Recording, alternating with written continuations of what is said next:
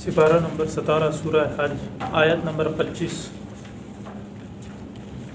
اعوذ باللہ من الشیطان الرجیم، بسم اللہ الرحمن الرحیم، صدق اللہ العظیم۔ قرآن کی اس آیت میں اللہ رب العزت نے تخویف اخروی کو بیان کیا ہے۔ اس سے پہلے اللہ رب العزت نے جہنم کے حالات کو بیان فرمایا، اور جہنم کے حالات کے بعد اللہ رب العزت نے اہل ایمان والوں کے جنت میں احوال کو مختصر سا بیان فرمایا۔ پھر یہاں پر اللہ رب العزت نے تخویف اخروی کے طور پر بیان فرمایا ان لوگوں کے اعمال جو کہ صحابہ کو حضور صلی اللہ علیہ وسلم کو مسجد حرام میں آنے سے روکتے تھے، عمرہ کرنے سے روکتے تھے۔ حضور صلی اللہ علیہ وسلم نے ابتدائی اسلام میں تبلیغ کا کام شروع کیا، اسلام کی دعوت دینا شروع کی، تو مشرک جتنے بھی تھے اور کافر جتنے بھی تھے تو وہ سارے کے سارے حضور صلی اللہ علیہ وسلم کے اور صحابہ کے مخالف ہو گئے، اور اپنی اس مخالفت میں وہ اس قدر آگے بڑھے کہ صحابہ کو اور حضور صلی اللہ علیہ وسلم کو اللہ کے گھر میں آنے میں سے بھی روکنے لگے، ان کے اللہ کے گھر کے میں آنے میں بھی رکاوٹ ڈالنے لگے۔ تو اللہ رب العزت نے ان کے اس فعل کو یہاں پر ذکر کیا کہ وہ جو آپ صلی اللہ علیہ وسلم کو اور صحابہ کو بیت اللہ شریف میں داخل ہونے سے روکتے ہیں اور منع کرتے ہیں، اور وہ یہ سمجھتے ہیں کہ یہ بیت اللہ شریف ہماری وراثت ہے، ہم اس کے بڑے ہیں، ہماری مرضی یہاں چلے گی، تو یہ کسی کی وراثت نہیں ہے۔ حضرت ابراہیم علیہ السلام نے بیت اللہ شریف کی جو بنیاد رکھی تھی وہ صرف اور صرف اللہ کی عبادت کی نیت سے رکھی تھی، اور حضرت ابراہیم علیہ السلام نے جب حج کا اعلان کیا تھا تو وہ پورے عالم کے لیے تھا، اور یہ اللہ کا گھر ہے، یہاں پر جو چاہے عبادت کے لیے جب چاہے آ سکتا ہے، داخل ہو سکتا ہے۔ اس میں وقت کا حکمران ہو، اس کا بڑا ہو، کوئی بھی کسی وقت بھی کسی صورت میں بھی اس کے داخلے پر کسی قسم کا اعتراض یا پابندی نہیں لگا سکتا۔ اگر کوئی اس طرح کا کرے گا بیت اللہ شریف میں کسی کے داخل ہونے پر، صحابہ کے داخل ہونے پر، ان کی عبادت کرنے پر، طواف کرنے پر، قیام کرنے پر، رکوع کرنے پر، سجود کرنے پر انہیں کوئی اعتراض ہے، اشکال ہے یا انہیں کوئی تکلیف ہے، تو اللہ رب العزت فرما رہے ہیں کہ ہم ان کو عنقریب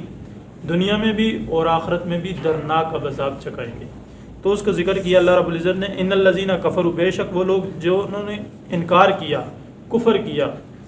وَيَصُدُّونَ، اور جو روکتے ہیں، عن سبیل اللہ، اللہ کے راستے سے، والمسجد الحرام، اور بیت اللہ شریف سے، الذی جعلناہ للناس سواء، اس بیت اللہ شریف کو، اس مسجد حرام کو جس کو بنایا اللہ رب العزت نے لوگوں کے لیے برابر سرابر، اس میں رہنے والے اللہ سواء العاکف فیہ، اس میں رہنے والے کے لیے بھی وہ برابر ہے، والبادی، اور بعد سے آنے والوں کے لیے بھی، بھلے وہ حرم شریف بیت اللہ شریف کعبہ میں رہ رہے ہیں، ان کے لیے بھی اسی طرح ثواب ہے، اسی طرح عبادت کا حق ہے، اور باہر سے آنے والوں کے لیے بھی اتنا ہی ثواب ہے اور ان کا بھی اسی طرح حق ہے۔ اگر کوئی ان کو روکتا ہے، وَمَن يُرِدْ فِيهِ، اور کوئی شخص ارادہ کرتا ہے اس میں ان کو ٹیڑھے پن کا، ٹیڑھا راستہ کرنے کا ارادہ کرتا ہے، بِإِلْحَادٍ، گمراہی کے ساتھ، ٹیڑھا راستہ تلاش کرتا ہے، یا ظلم کے ساتھ زبردستی، اس کے نُذِقْهُ مِنْ عَذَابٍ عَلِيمٍ، ہم ان کو دردناک عذاب چکھائیں گے دنیا میں بھی اور آخرت میں بھی۔ دو سبب ہیں، ان الذین کفروا، پہلا سبب ان کا یہ ہے کہ وہ کافر ہے، ایمان ہی نہیں لائے، اور دوسرا وَيَصُدُّونَ، اور دوسرا سبب ان کا یہ ہے کہ وہ ایک تو ایمان ہی آپ صلی اللہ علیہ وسلم کی ذات کے اوپر نہیں لائے، وَيَصُدُّونَ، اور دوسرے کوئی جو ایمان لائے، ایمان لانے کے باوجود وہ اگر روکتے ہیں تو ان کے لیے اللہ رب العزت نے، کافروں کے لیے تو ہے ہی ہے، اوروں کے لیے بھی اللہ رب العزت نے ان کے لیے عذاب دردناک تیار کیا ہوا ہے۔ تو امام اعظم ابو حنیفہ رحمۃ اللہ علیہ کے نزدیک مسجد حرام سے مراد پورا حرم ہے، پورا حرم شریف ہے، اور حرم شریف نہ کسی کی ملکیت ہے اور نہ ہی یہ کسی کی وراثت ہے اور نہ ہی اس کے اوپر کسی کی ملکیت ہے، امام ابو حنیفہ رحمۃ اللہ علیہ کے نزدیک۔ دوسرا، وَمَن يُرِدْ فِيهِ، اور جو شخص تلاش کرتا ہے اس میں ٹیڑھا راستہ، حرم شریف کے اندر امام ابو حنیفہ رحمۃ اللہ علیہ کے مذہب کے نزدیک، ان کے نزدیک حرم شریف کے اندر گناہ کا ارادہ کرنے پر بھی گناہ لکھا جاتا ہے اور اسے گناہ ملتا ہے۔ عام حالات میں حدیث شریف کا مفہوم ہے کہ انسان گناہ کرتا ہے، نیکی کرنے کا ارادہ کرتا ہے تو فرشتے اس ارادے کو لکھ لیتے ہیں اور اس کے ارادے پر بھی اسے نیکی ملتی ہے، اور جب وہ نیکی کرتا ہے تو اس کے اخلاص کی بدولت، اس کے اخلاص کی بنا پر اس کا ثواب بڑھتا چل جاتا ہے۔ لیکن جب وہ گناہ کا ارادہ کرتا ہے تو فرشتے قلم روک لیتے ہیں، جب تک وہ گناہ نہیں کرتا، گناہ ارادہ کرنے سے بھی گناہ اس کا لکھا نہیں جاتا۔ لیکن حرم شریف میں اگر ایک شخص نے گناہ کا صرف ارادہ کر لیا تو اس کا یہ ارادہ کرنا وہ بھی گناہ میں شمار ہوگا، اس کا وہ گناہ بھی لکھا جائے، وہ بھی گناہ میں لکھا جائے گا۔ وَمَن يُرِدْ فِيهِ، یہاں سے وہ استنباط کرتے ہیں اس مسئلے کو۔ وَإِذْ بَوَّأْنَا لِإِبْرَاهِيمَ، دیکھیے حضرت ابراہیم علیہ السلام کا ذکر اللہ رب العزت نے قرآن کے سورت کے اس حصے سے شروع کیا۔ سب سے پہلے قرآن کی اس آیات میں سے یہاں سے اللہ رب العزت نے شرک کی نفی کا اعلان کیا۔ حضرت ابراہیم علیہ السلام کی پیدائش، حضرت ابراہیم علیہ السلام کی دعوت اور وہ ماحول مختصراً آپ بھائیوں کے سارے کے علم میں ہے کہ کس طرح کس ماحول میں وہ پیدا ہوئے اور کس ماحول میں انہوں نے توحید کا تبلیغ کا کام شروع کیا۔ گھر میں والدین سے سب سے بڑے مخالف، تو حضرت ابراہیم علیہ السلام عراق میں پیدا ہوئے، اور وہ زمانہ جو تھا مشرکانہ مذہب ہر طرف رائج تھا، ہر طرف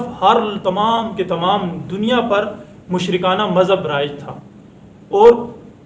اللہ رب العزت نے اور وہاں پر پیدائش کے وقت سے لے کر جوانی تک بچوں کی جو تربیت ہوتی تھی وہ شرک میں ہوتی تھی۔ گویا کہ بچوں کی تربیت میں شرکانہ عقائد، شرکانہ فعل وہ ان کی تربیت اور پرورش کا حصہ تھا۔ تو مفسرین حضرات نے لکھا ہے کہ اللہ رب العزت نے چونکہ ایک توحید کا سلسلہ چلانا تھا قیامت تک، اور امت محمدیہ کے لیے حضور صلی اللہ علیہ وسلم کے لیے ایک پاک ماحول، پاک جگہ فراہم کرنی تھی، تو اللہ رب العزت نے عراق، مصر، شام، ان آباد علاقوں میں سے حضرت ابراہیم علیہ السلام کو ہجرت کا حکم دے کر مکہ میں ویران بستی میں لا کر ٹھہرایا۔ اس کا مقصد کہ یہ تمام آبادی اس وقت جو دنیا میں لوگ آباد تھے، تمام کے تمام عمومی طور پر شرک میں مبتلا تھے، اور حضرت ابراہیم علیہ السلام کی نسل کے ذریعے حضرت محمد صلی اللہ علیہ وسلم کی تک پہنچنا اور ان کے لیے ایک ماحول فراہم کرنا، ایک جگہ دینا، اللہ رب نے ان شرک والے ماحول میں گوارا نہیں کی۔ تو حضرت ابراہیم علیہ السلام کو اللہ رب العزت نے حکم دیا ہجرت کرنے کا، آبادی والے علاقے سے نکالا اور ایک بیابان جنگل میں لا کر ٹھہرایا، مکہ مکرمہ میں لا کر ٹھہرایا۔ وہاں پر اللہ رب العزت نے ان کو اپنی اولاد اور بیوی کو چھوڑ کر جانے کا حکم دیا۔ وہاں پر اللہ رب العزت نے ان کو بذریعہ وحی حکم دیا بیت اللہ شریف کے آباد کرنے کا، فرشتوں کی مدد کے ذریعے اللہ رب العزت نے بیت اللہ شریف آباد کروایا، ان کی اولاد کی وہاں پر تربیت فرمائی، تاکہ یہاں پر جو دنیا میں شرکانہ عقائد اور افعال عمومی طور پر رائج ہو چکے ہیں ان سے اس کی اولاد کی حفاظت ہو، اور اسی کے ذریعے آگے جا کر حضرت محمد صلی اللہ علیہ وسلم تک نسل چلے۔ تو اللہ رب العزت نے چونکہ حضور صلی اللہ علیہ وسلم کی اس نسل کو شرکانہ ماحول اور اس سے ان کے مکمل طور پر محفوظ رکھنا تھا، اس لیے حضرت ابراہیم علیہ السلام کو اللہ رب العزت نے شام، مصر، عراق جیسے آباد علاقوں سے ہجرت کرنے کا حکم دیا، اور ان کی اولاد کی تربیت اور پرورش یہاں پر بیابان صاف ستھرے ماحول میں کی، تو یہاں پر تاکہ وہ شرک کے ماحول سے، ہر قسم کے ماحول سے پاک رہے۔ تو یہاں پر اللہ رب العزت نے ابراہیم علیہ السلام کے حج کے مسائل کو بیان کرنے سے پہلے مختصر سا حضرت ابراہیم علیہ السلام کی اس کا ذکر کیا۔ وَإِذْ بَوَّأْنَا لِإِبْرَاهِيمَ، اور جب بتلا دی ہم نے ابراہیم علیہ السلام کو مکان البیت، بیت اللہ شریف کی تعمیر کی جگہ، ان لا تشرک بی شیئا، اللہ رب العزت فرما رہے ہیں کہ چونکہ ماحول سارا مشرکانہ تھا، مشرکانہ مذہب عمومی طور پر پوری دنیا پر رائج تھا، ہر بچہ شرک کے ماحول میں تربیت پا رہا تھا، اور اللہ رب العزت کو گوارا نہیں تھا کہ میرے محمد صلی اللہ علیہ وسلم کی نسل جس کے ذریعے سے چلے گی وہ شرک کے ماحول میں پرورش پائے. اس لیے اللہ رب العزت نے آباد علاقوں میں سے حضرت ابراہیم علیہ السلام کو اپنی اولاد کے اپنے اہل گھر والوں کے ساتھ ہجرت کا حکم دے کر ویران اور سنسان علاقے میں آنے کا حکم دیا تھا. تو اللہ رب العزت نے فرمایا اللہ تشرک بی شیئا، یہ کہ اللہ رب العزت نے حکم دیا کہ میرے ساتھ کسی کو شریک نہیں ٹھہرانا. وطہر بیتیا، اور پاک کر میرے لیے میرے گھر کو، للطائفین طواف کرنے والوں کے لیے پاک کر، والقائمین اور کھڑے ہونے والوں کے لیے پاک کر، والرکوع سجود اور رکوع کرنے والوں کے لیے پاک کر، اور سجدہ کرنے والوں کے لیے پاک کر. وَأَذِنْ فِي النَّاسِ بِالْحَجِّ، اور اعلان کر دو لوگوں میں حج کا. حدیث شریف میں آتا ہے کہ جب حضرت ابراہیم علیہ السلام نے بیت اللہ شریف کو بنایا تو اللہ رب العزت نے حضرت ابراہیم علیہ السلام کو حکم دیا کہ اس پہاڑی کے اوپر چڑھ جاؤ اور حج کا اعلان کر دو. تو حج کا اعلان حضرت ابراہیم علیہ السلام نے، اللہ رب العزت چونکہ کن فیکون ذات ہے، ابراہیم علیہ السلام نے آواز لگائی اور ابراہیم علیہ السلام کی اس آواز کو اللہ رب العزت نے دنیا کے کونے کونے تک پہنچایا. اور اس وقت جس روح نے جس حالت میں بھی اس کے اوپر لبیک کہا، اللہ رب العزت اس کو اس کی زندگی میں حج کرنے کی سعادت نصیب فرمائیں گے. اور دوسری حدیث میں آتا ہے کہ جس روح نے جتنی بار اس کے اوپر لبیک کہا اتنی بار اللہ رب العزت اس کو حج کرنے کی توفیق عطا فرمائیں گے. تو یہاں پر وَأَذِنَ فِي النَّاسِ بِالْحَجِّ، وَأَذِنْ اللہ رب العزت نے فرمایا کہ اعلان کرو فی الناس لوگوں میں بالحج حج کا، یا تو کا رجالن آئیں گے تیرے اس اعلان کے ذریعے لوگ پیدل، وعلی کل ضامر اور سواریوں کے اوپر دبلے پتلے اونٹوں کے اوپر سوار ہو کر آئیں گے، یاتین من کل فج آئیں گے وہ تمام دنیا کے ہر راستے سے حج کرنے کے لیے آئیں گے، کل فج تمام راستوں سے، عمیق دور دراز راستوں سے حج کرنے کے لیے آئیں گے. تو حضرت ابراہیم علیہ السلام کا وہ اعلان کرنا پوری دنیا کے کونے کونے تک پہنچا، اور جس نے اس کے اوپر لبیک کہا اللہ رب العزت ان کو حج کرنے کی توفیق عطا فرمائے گا، وہ سعادت دے گا. آگے لیشہدوا منافع لہم، یہاں سے اللہ رب العزت نے حج کرنے کا مقصود اور حج کرنے کے